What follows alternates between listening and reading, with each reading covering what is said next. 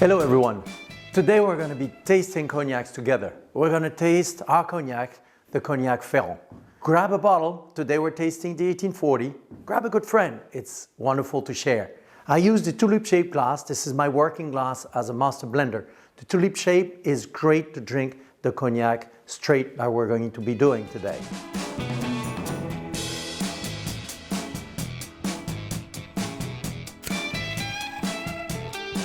I wanted to tell you a little bit about the 1840 and why I created this cognac. I created this cognac, not many people know this, in the honor of my grandmother, who would rarely finish an afternoon without having a little sip of a cognac on a rock. But to do this, you need a cognac that's quite intense. I have a collection of very old cognacs from 19th century. They're old, but they were bottled at about 7 years old. And as you know, once it's in a bottle, cognac doesn't age anymore.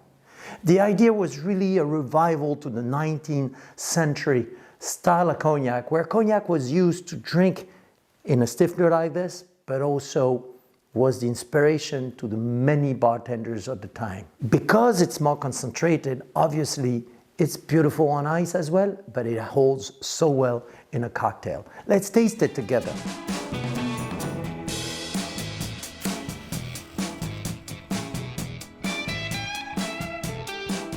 First, you can see the color. That's, as you know, when cognac ages, it picks up the color of the barrel, the color of the wood. That's why you have this golden color.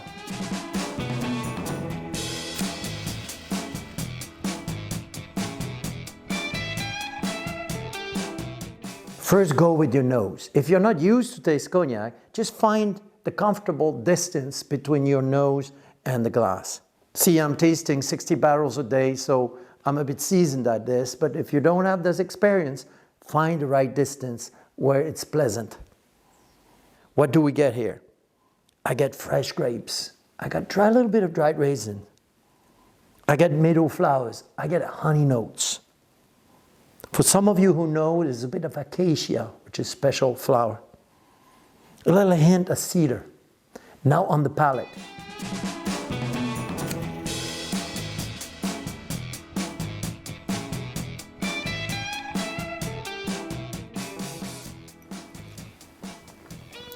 I got a nice warmth, I got fruit notes, I get the nice honey finish, I get these spicy elements that I was really looking for.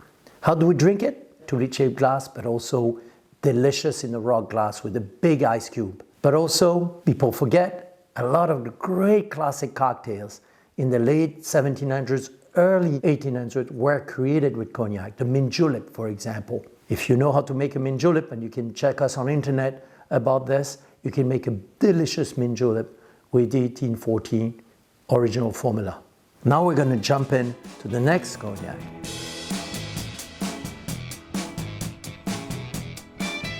Now we're going to taste together the Ambré of the Ferrand family. It's a cognac that works toward freshness. And I tell you why. When I worked as a young professional, and I started 32 years ago, I was really fascinated about the vineyard and grape aspect about cognac making. Hey, I grew up in a wine country. You may know that 99% of cognacs are made with a specific grape called Uni Blanc. But in the old days, people used different grape varieties as well. There's a local grape varieties that actually comes from a little cognac village that's called Colombe. It's called Colombard. And it's very perfumey when you make cognac. Remember, when you distill, you concentrate the flavors of that wine and the aromatics. The Ambré has 10% of Colombard already in the blend. What do we get? Let's taste it together.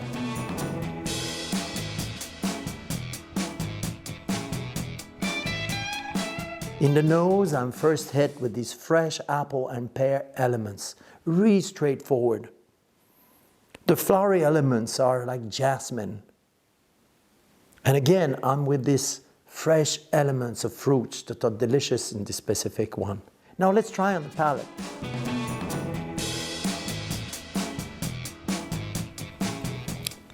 Again, I get these floral notes on the back of my palate. Tiny little notes of apricot and prunes are present already. Of course, I get some elements of vanillin that comes from the wood and the barrel aging. I love it straight in my tulip-shaped glass, as you know, but also it's delicious in the sidecar. Let's move on to the next one.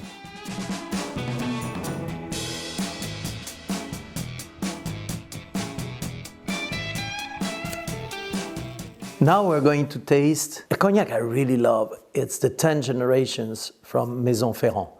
I created this cognac in the honor of Mademoiselle. Mademoiselle was the last heir, the Ferrand heir, to live here at the Ferrand estate. She died, she was almost 100 years old, and yet she remembered the birthday of all her ancestors for 10 generations before her, hence the name 10 Generations. What I tried to do here is a cognac that's both very intense, but with some delicate, soft notes.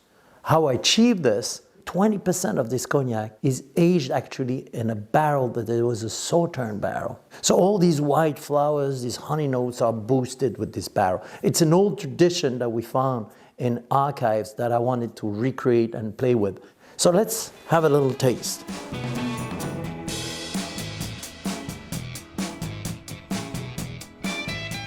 First in the nose, I get the fruity spice cake, raisin, apricot. I get a little note, also caramel and coconut in the background. Remember, this cognac is at 46% alcohol, so quite concentrated, but the Sauterne barrels is enhancing the elements like honey and white flowers.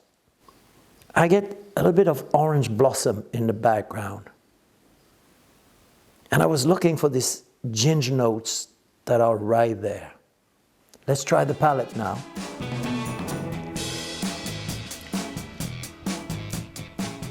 I find it peppery with little notes of baked pear.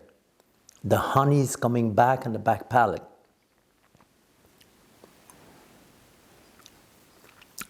I get muscat grapes as well, and a touch of pineapple. It's a beautiful cognac because of its concentration to drink in a rock glass with a big ice cube. Also, my great friends, great bartenders make beautiful old-fashioned with it. Let's move on to the next cognac now.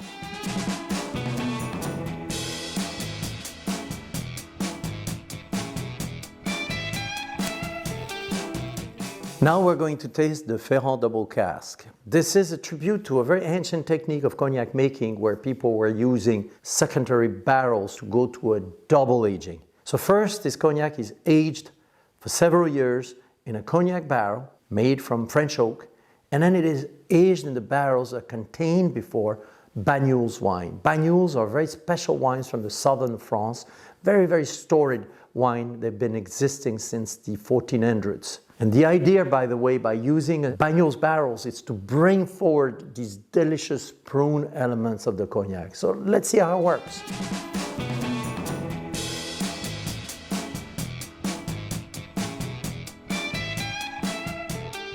I get red fruits, strawberry, cherry, a little hint of walnut, cinnamon, and I love the deep, rich chocolate notes as well. Let's try the palate.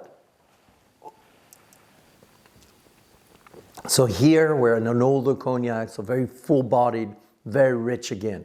It's got something called rancio. The rancio is this dried, nice prune, apricot, very delicious, very lingering flavors, and some notes of exotic fruits as well that you have right there. I can't help having another sip. I hope you enjoyed drinking as much as I did. I hope you enjoyed tasting these different cognacs with me. And I hope that one day you come and see me here so we can taste them right from the barrels. Thank you so much for sharing this moment with us. I'm really glad to have been able to open the door to the Ferrand world to all of you. I hope to see you soon if you want to follow our adventure either on Facebook or Instagram. Thank you.